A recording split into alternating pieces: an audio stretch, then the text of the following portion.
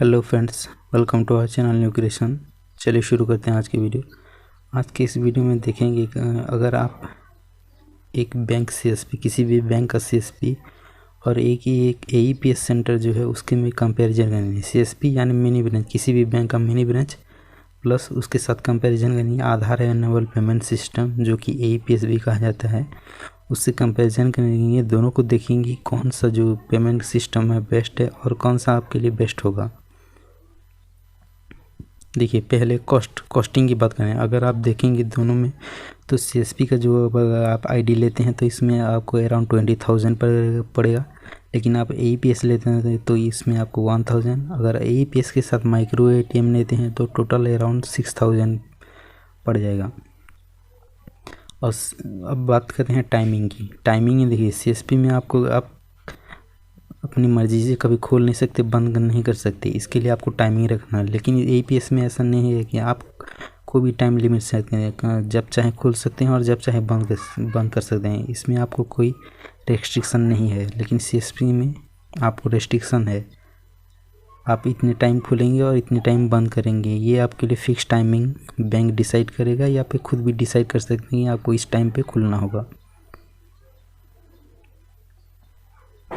अब बात करते हैं ऑफिस रिक्वायरमेंट की। सीएसपी के लिए कंपलसरी है आपको एक ऑफिस, एक जगह की ज़रूरत होती है, लेकिन एईपीएस में कोई ऑफिस की जरूरत नहीं। अगर आप चलते फिरते भी हो तो कोई एईपीएस आईडी लेके भी कर सकते हो।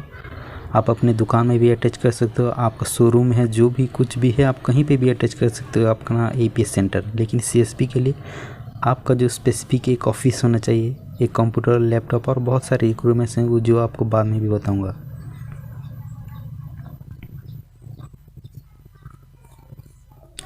अब बात करते हैं सीएसपी में कौन कौन से सर्विसेज मिलते हैं। सीएसपी में देखिए, अकाउंट ओपनिंग, डिपॉजिट, विड्रॉल, वो भी स्पेसिफिक बैंक का। स्पेसिफिक मतलब जिस भी बैंक का आप सीएसपी ले रहे हैं उसी बैंक का आप अकाउंट ओपनिंग, डिपॉजिट, विड्रॉल वैसे कर सकते हैं। और एईपीएस में आप कैश विड्रॉल एनी बैंक, किसी भी बैंक का आप पैसा निकाल सकते हैं। लेकिन कंपलसरी चीज़ ये है कि जो कस्टमर का जो बैंक अकाउंट में खाता है उसका आधार लिंक होना कंपलसरी है। अगर खाता का उसका आधार लिंक है तो आप किसी भी कस्टमर का पैसा निकाल सकते हैं। अब देखते हैं रिस्क एंड प्रेशर के। सीएसपी में आपको रिस्क एंड प्रेशर बहुत ज़्यादा दिए जाते हैं, लेकिन एईपीएस में कोई भी रिस्क नहीं है, कोई भी प्रेशर नहीं है। सीएसपी के लिए आपको हर टाइम आपको जवाब देना पड़ता है। अगर आप टाइमिंग के लिए इंश्योरेंस पे जो दे नहीं सकते तो आपको जो है बैंक को आपको रेस्पॉन्स देना होगा, और बैंक से आपको फ़ोन आता रहता है कि आपका ये सर्विस नहीं हो रहा है, ये सर्विस नहीं हो रहा है, बहुत सारे प्रेशर आता है। और इसमें तो बहुत, जैसे कि एपीवाई है, पीएमएसवाई है, पीएमजेजेवाई, इसके लिए बहुत सारा प्रेशर आता है बैंक की तरफ से और जो कंपनी की भी तरफ से भी। अब बात करते हैं सर्विसेज की। सर्विसेज में देखिए, यहाँ पे जो सीएसपी के लिए आपको account opening, withdrawal, deposit, IMPS, NEFT, PPF, Sukanya और एटीएम स्पेसिफिक ब्रांच, मतलब जिस भी बैंक का आप सीएसपी ले रहे हैं उसी बैंक का आप पैसा निकाल सकते हैं वो उसी एटीएम में। लेकिन एईपीएस में देखिए, एईपीएस में आप विड्रॉल कर सकते हैं, आईएमपीएस कर सकते हैं, एनईएफटी कर सकते हैं, mini ATM, cash withdrawal, all bank का किसी भी जो बैंक है हर बैंक का आप कैश विड्रॉल डायरेक्टली कर सकते हैं। लेकिन सीएसपी में ये फैसिलिटीज़ आपको नहीं मिलेगा।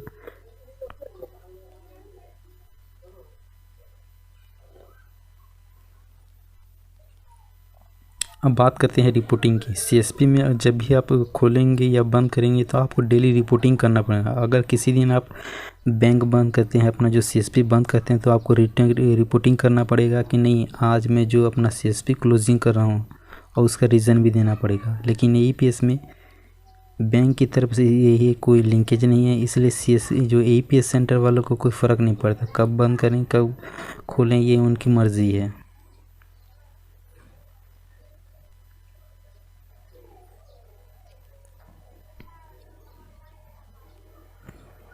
अब देखिए, सीएसपी में बहुत सारे रजिस्टर भी मेंटेन करते पड़ते हैं। यहाँ आप ऐसे नहीं कर सकते। जैसे कि देखिए, ट्रांजैक्शन रजिस्टर, एपीवाई, पीएमएसवाई और पीएमजेजेवाई, ऐसे एक रजिस्टर जो कि सोशल सिक्योरिटीज़ के नाम पे जाता है, वही भी एक रजिस्टर बनाना पड़ेगा। जैसे कि विजिटिंग रजिस्टर भी बनाना पड़ेगा, एक कंप्लेन रजिस्टर भी आपको बनाना पड़ेगा। ये सब अगर आपको रजिस्टर कंपलसरी मेंटेन करना ही करना होगा अगर आपके पास एक CSP है तो। लेकिन AEPS में ऐसा कुछ भी नहीं है। AEPS में आप डायरेक्टली सिर्फ एक ही रजिस्टर बनाए, ट्रांजेक्शन रजिस्टर, यही आपके लिए पूरा सफिशिएंट है।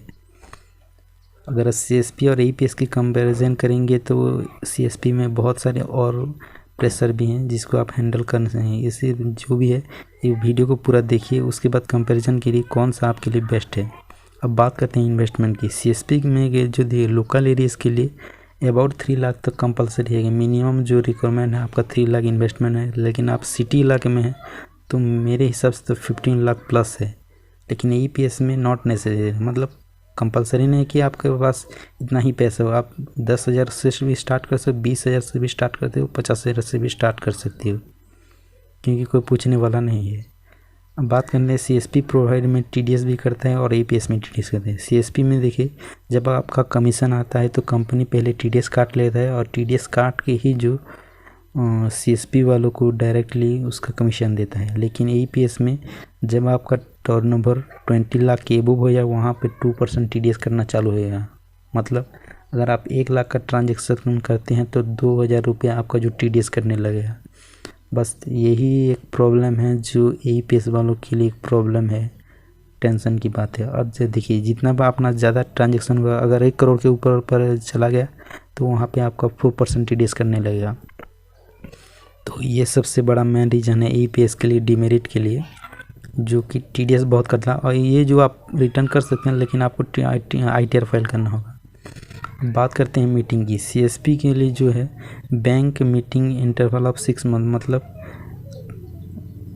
हर 3 महीने या 6 महीने एक मीटिंग आपको करना होगा और उसमें आपको प्रेजेंट होना होगा। लेकिन AEPS में कोई मीटिंग नहीं है, इसमें तो कोई झंझट ही नहीं है। डायरेक्टली आप अपने जब चाहें खोलें जब चाहें बंद करें, कोई आपको बोलने वाला नहीं है।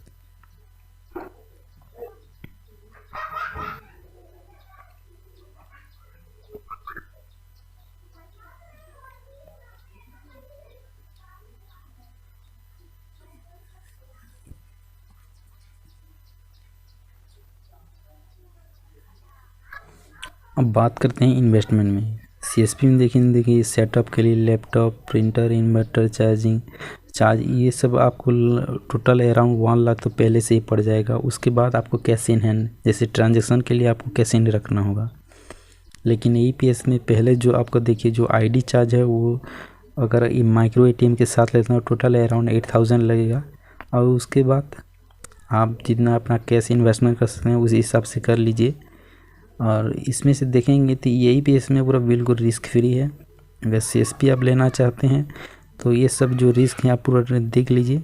अब बात करते हैं सेटअप की। सेटअप के लिए CSP के लिए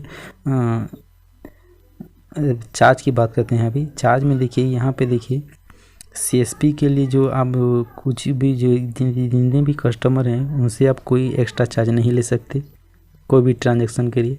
जैसे कि आधार लिंकेज हुआ, PMSB है, PMJJY, API, ये कुछ भी करते हैं तो आप कस्टमर से एक्स्ट्रा चार्ज नहीं कर सकते।